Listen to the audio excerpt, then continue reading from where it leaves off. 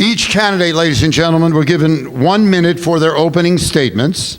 Then I'll ask approximately 15 questions from a variety of topics pertinent to the state of Maryland. We're going to rotate which candidate speaks first. We drew numbers, and we're going to begin with Charles Lollar, then David, and then Ron George. Each candidate will have 90 seconds to answer each question.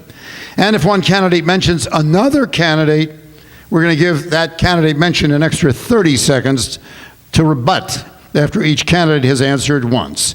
No follow-up rebuttals, and at the conclusion of the debate, each candidate will be allotted 2 minutes for closing statements. So you're going to get a minute, 1 minute, for your opening statement to tell folks why you're the man for the job. And let's begin with Charles. Thank you so much. Thank you all so much for being here.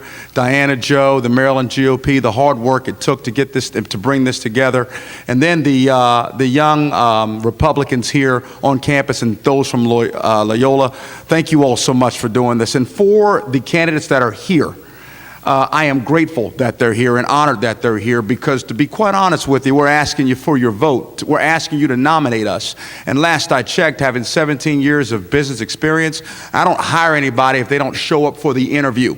It's important for those that you hold accountable to be here. For the young man, and I know I only have 60 seconds, but for the young man here in uniform from the Army, God bless you for your service, and I appreciate you being here, sir.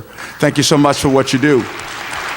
Listen, we're talking about a new way forward. I'll get a chance to talk about that often. I know I only have 30 seconds left. I have a chance to talk about that often down the road, but the Lollar administration is about a new way forward. We're not talking about kicking the can down the road. We have real problems that we absolutely have to fix.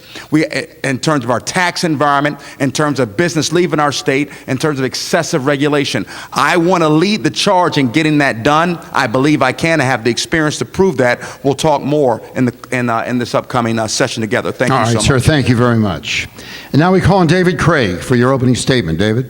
Good evening. David Craig, and this is a pleasure to be here. The first time I was ever here was in 1967 when I was playing soccer for Towson State College, and for the Blue Jays that are here, we won that game. So sorry about that for tonight. What was the score? The score was 2-1. Anyway, that was an outrageous win for us. And it was also nice to see Richard here, because he was here with us the day I got sworn in as county executive, and our fifth granddaughter was born that time. A fifth grandchild was born. So he always asked me about Cecilia and how she's doing. This debate is not about the three of us. This is about you. Whether you are a college student, we are concerned about what your future is going to be like. Are you going to have a job here? Are you going to be able to take what you learn and actually do it here? Or if you're older, are you going to be able to retire here?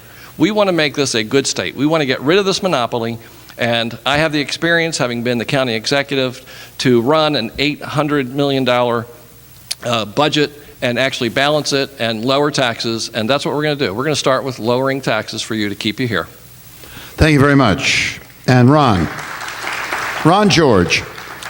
Thank you all. Richard, thank you so much for being here.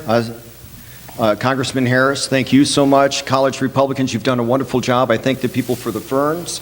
It's good to see you. For the palm trees, and I thank Doug Gansler for the cups. It's very nice of him. But the fact of the matter is this is a serious thing that we're trying to do right now. It's very important in this state. I've been on the front line of every one of the issues that we're going to be dealing with, from health care to taxes to jobs, all the way through. My position on the Ways and Means Committee, I'm a voice for small business. All the businesses come to me when they have an issue, and it's important to have someone who can fight. There aren't many of us in the state legislature. You know, you want a job. You're working on the education. Many of you here, you want that job when you get out. We have the lowest number of private sector job growth right now on the whole East Coast. We are not growing those jobs. We want our graduates to stay here. That's important. That's number one.